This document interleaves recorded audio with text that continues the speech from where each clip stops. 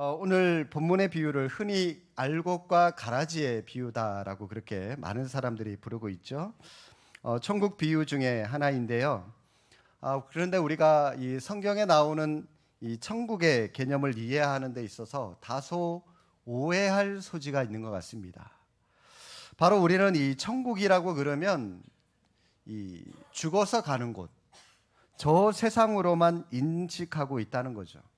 이 하늘천 나라국 해서 천국이 하늘에만 저 멀리에 있는 곳이다라고 많은 분들이 생각을 하고 있는 것 같습니다. 물론 맞는 말이기는 합니다만은, 그러나 마태복음 13장에서 말씀하고 있는 이 천국이라고 하는 곳은 죽어서만 가는 곳을 말씀하는 것이 아니라 현재 우리가 살아가는 이 땅도 천국이어야 한다라고 하는 그런 현재적인 천국의 의미로 쓰여졌다라고 하는 사실을 여러분들이 생각하시면 좋을 것 같습니다.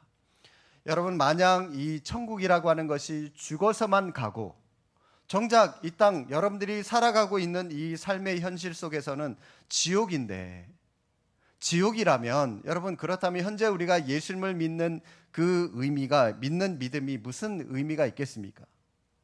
지금도 천국이고 죽어서도 천국이어야죠. 그게 진정한 천국의 모습이지 않겠습니까? 그래서 오늘 본문에서 말씀하고 있는 이 천국이라고 하는 곳이 장소적인 어떤 개념이라기보다는 하나님의 통치가 있는 하늘과 땅의 모든 곳, 바로 이 모든 영역의 개념을 말씀하고 있다라고 보시면 좋을 것 같습니다. 하나님의 통치라고 하는 것은 하나님이 다스리는 모든 곳을 가리키는 곳입니다. 우리 하나님은 하늘나라만 다스리는 것이 아니라 이 땅도 섭리하시고 이 땅의 모든 사람들을, 또 모든 동식물까지도 다 통치하고 계시는 것이죠. 따라서 이곳이 바로 하나님의 통치가 있기 때문에 천국으로 우리는 얼마든지 만들어갈 수가 있는 것입니다. 그러므로 마태복음 13장에서 말씀하는 이 천국은 바로 이런 차원에서 말하는 지상에서의 또 다른 하나님의 나라를 언급하는 것이다라고 보시면 좋을 것 같습니다.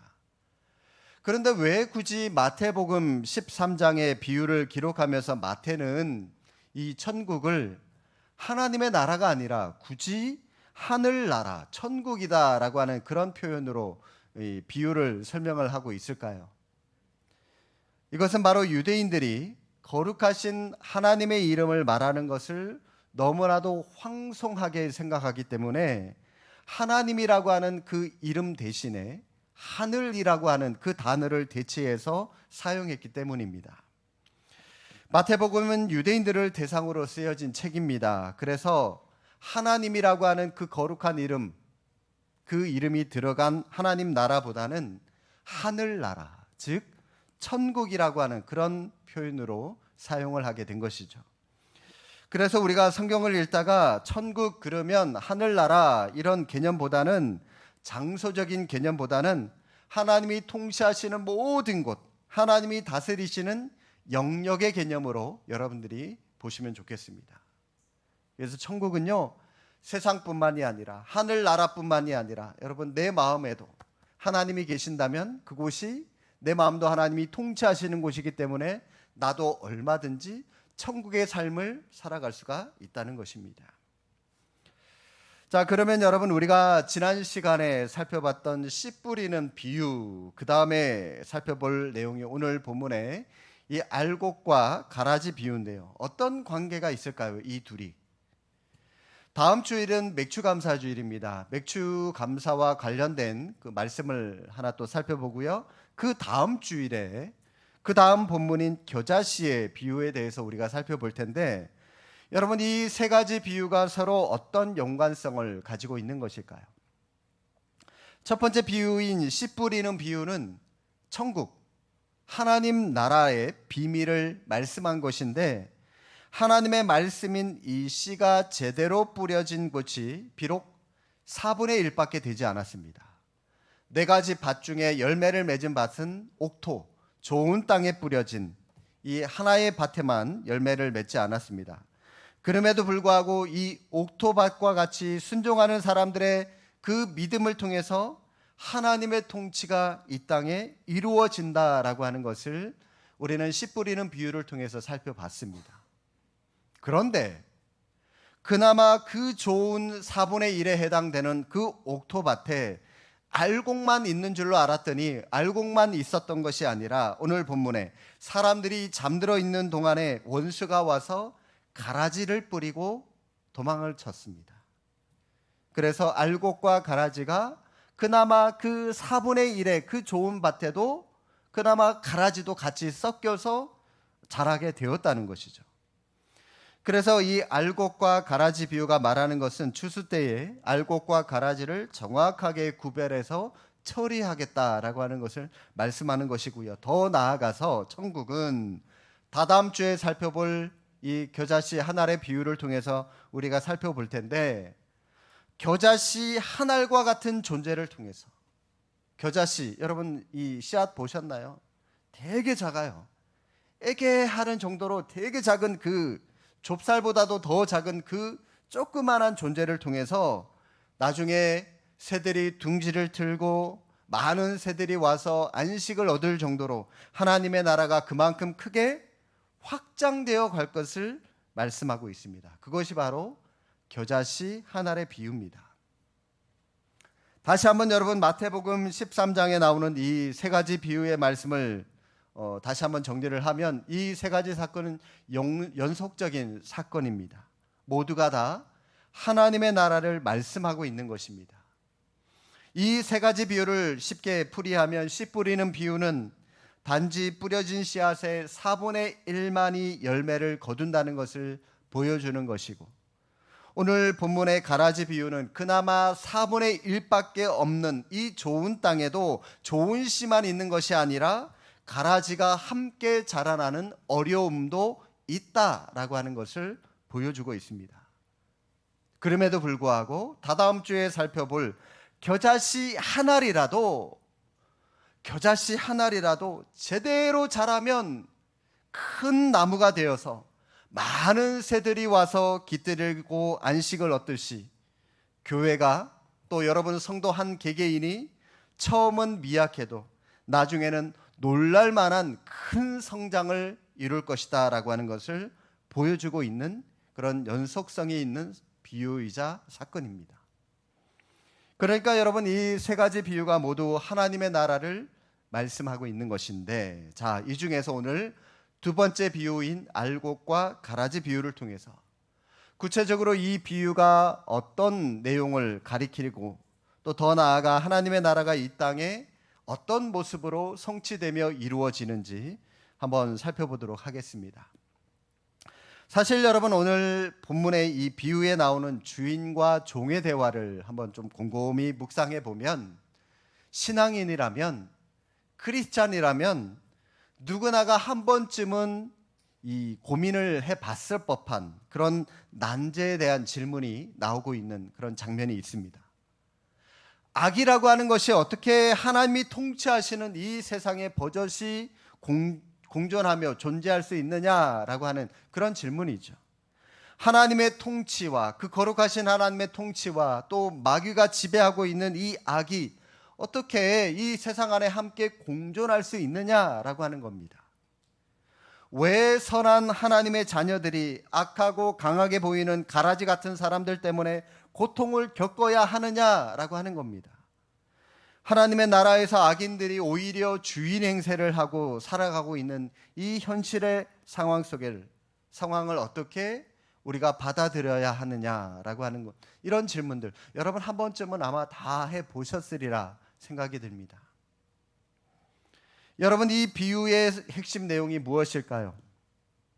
예수님께서 이 알곡과 가라지 비유를 말씀하신 이유는 이 땅에서의 하나님의 나라는 아직 완성되지 않은 또 자라나는 왕국이기 때문에 여전히 많은 혼란과 많은 고통을 경험할 수밖에 없다라고 하는 것을 말씀하고 있는데, 그래서 예수님은 어떻게 하면 이런 현실 앞에서 낙심하지 않고 믿음의 길을 걸어갈 수 있는지를 가르쳐 주시기 위해서 이 비유를 우리에게 말씀하고 계신 겁니다. 먼저 여러분, 이 비유에 나오는 실체가 누구를 말하며 무엇을 말하는지 한번 살펴보겠습니다. 예수님께서 씨 뿌리는 비유를 말씀하고 나서 나중에 제자들만 따로 모여 있는 그곳에서 제자들에게 그 씨 뿌리는 비유에 대해서 설명을 해 주시는 부분이 있잖아요. 마찬가지로 오늘 이 알곡과 가라지 비유도 말씀을 하시고 나서 나중에 따로 제자들과 함께 있을 때에 제자들에게 그 비유를 말씀을 또 설명을 해 주시는 부분입니다. 이 비유도 이렇게 자세하게 설명을 해 주셨는데요. 13장 37절부터 한번 보십시오. 뭐라고 말씀하시냐면 대답하여 이르시되 좋은 씨를 뿌리는 이는 인자요 밭은 세상이요 좋은 씨는 천국의 아들들이요 가라지는 악한 자의 아들들이요 가라지를 뿌린 원수는 마귀요 추수 때는 세상 끝이요 추수꾼은 천사들이다. 이렇게 말씀합니다. 자, 여러분 한번 정리를 해보겠습니다. 첫 번째, 좋은 씨를 뿌리는 사람, 좋은 씨를 뿌리는 자 누구라고요? 네, 인자, 바로 예수님을 가리키고요. 밭은 어디라고요? 세상이다. 그리고 좋은 씨는 천국의 아들들, 반대로 가라지는 악한 자의 아들들. 자, 그러면은 그 가라지를 누가 뿌렸습니까? 예, 바로 원수 마귀가 뿌렸고요. 추수는 언제입니까? 세상 끝.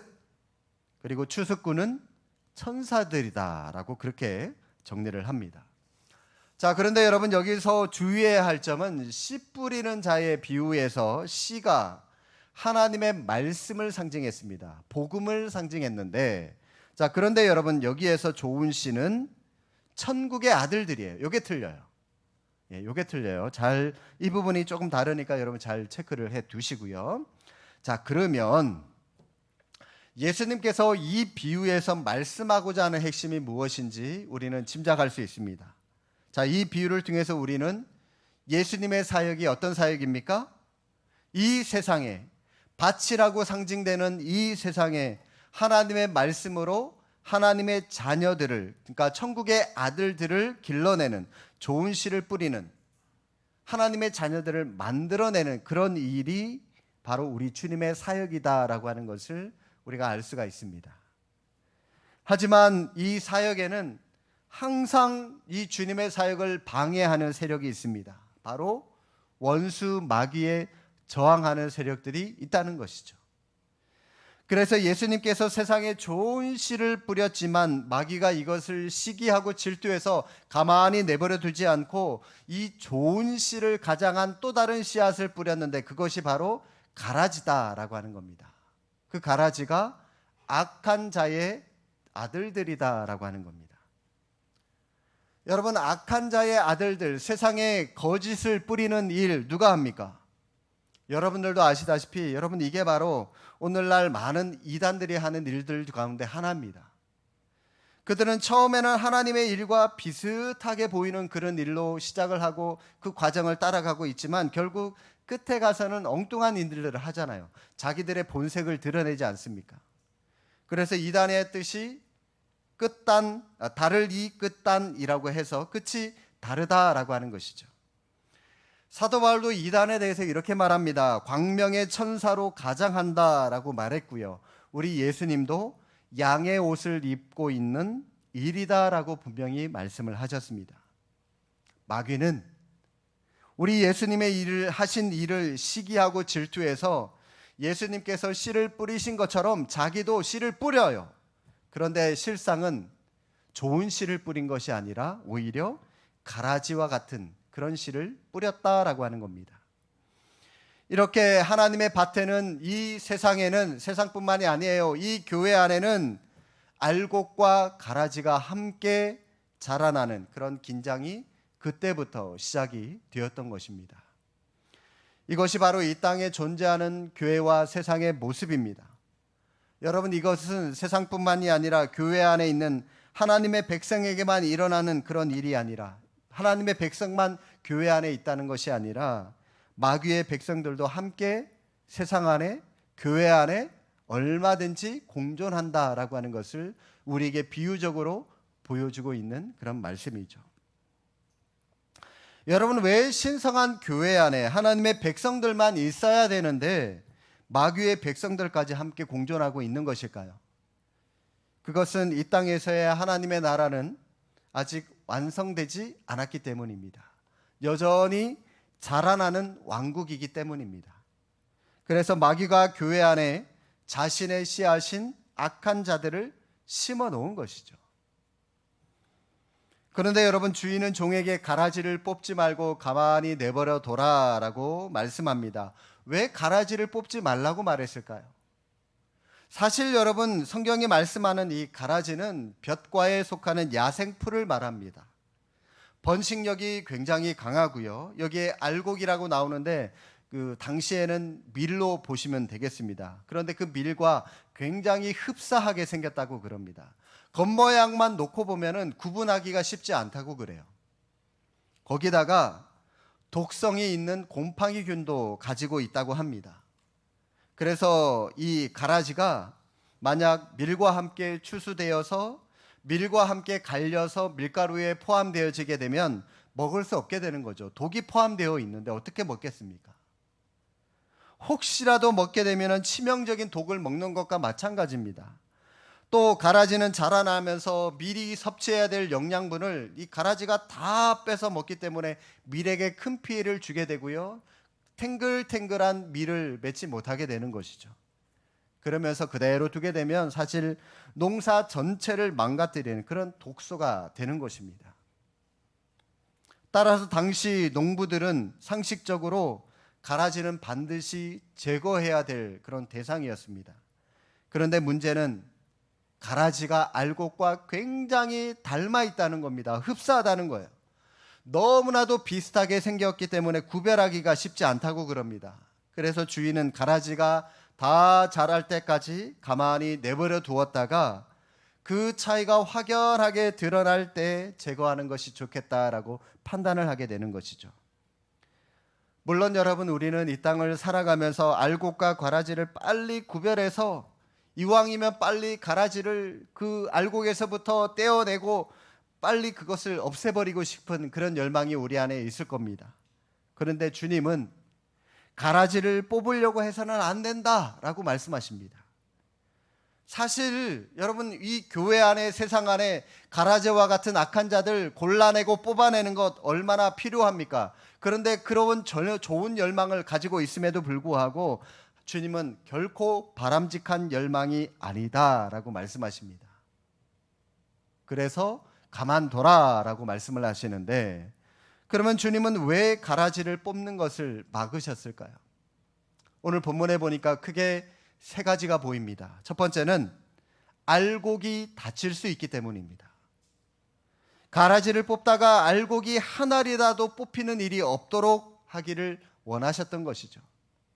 주님의 관심은 가라지를 뽑아내서 불태우는 것이 아니라 알곡이 다치지 않는 것, 알곡이 정말 알곡답게 탱글탱글하게 열매 맺고 자라는 것, 그게 바로 주님의 온전한 관심이셨다라고 하는 겁니다. 주님은 우리가 분별하는 과정에 있어서 이 알곡과 가라지를 잘못 식별할 수가 있기 때문에 우리의 한계를 아시고 뽑지 말고 가만히 내버려 둬라라고 말씀을 하셨던 것이죠. 그리고 두 번째입니다. 심판은 주인이신 하나님이 하나님의 때에 하는 것이 진짜 심판이기 때문입니다. 여러분, 심판은 알곡과 가라지를 구분하는 심판은 주인이 하는 겁니다. 하인들이 하는 게 아니에요. 우리는 추수꾼이 아닙니다. 누가 추수꾼이죠? 여러분, 다시 한번 오늘 39절 하반절 말씀해 보시면 가라지를 뿌리는 원수는 마귀고 추수 때는 세상 끝이고 추수꾼은 천사들이다라고 분명히 말씀합니다. 하나님의 명령을 직접 받은 천사들이 추수꾼이고 우리는 그냥 하나님의 종에 불과합니다. 노예들이에요. 그렇기 때문에 우리는 어떤 의미에서 심판자일 필요도 없고요. 우리는 심판자일 수도 없는 겁니다.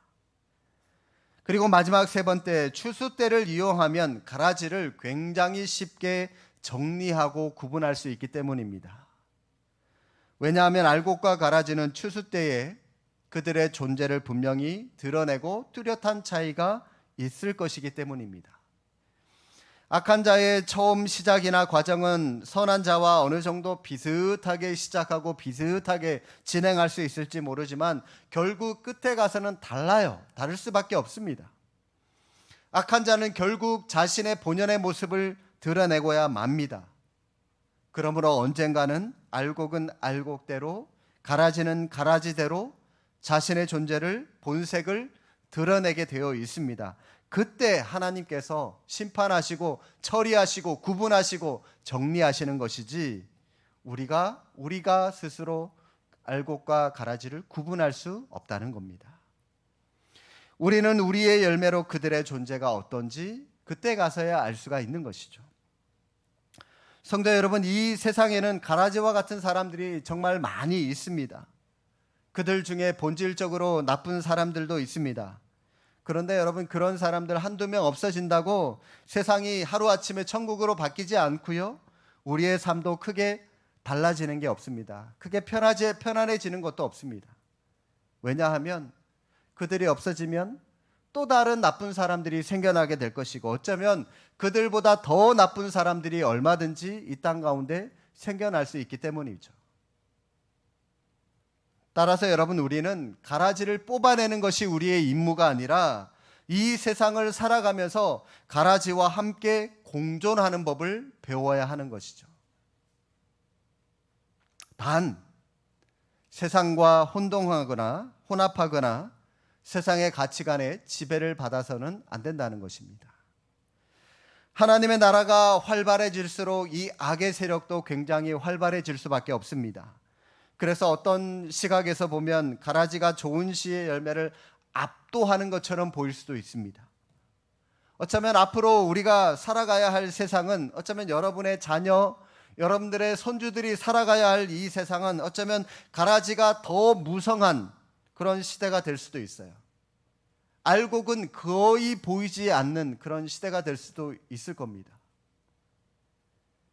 가라지가 처음에는 알곡에 묻혀서 거의 보이지 않았습니다. 그러면서 서서히 자라면서 조금이 식별이 되기는 했지만 알곡과 너무 비슷해서 그나마 솎아내기가 쉽지 않습니다. 이후에 가라지들은 알곡이 취해야 할 영양분을 다 빼앗아 먹으면서 알곡을 압도하면서 성장하면서 결국 가라지 왕국을 이룩하는 것이죠.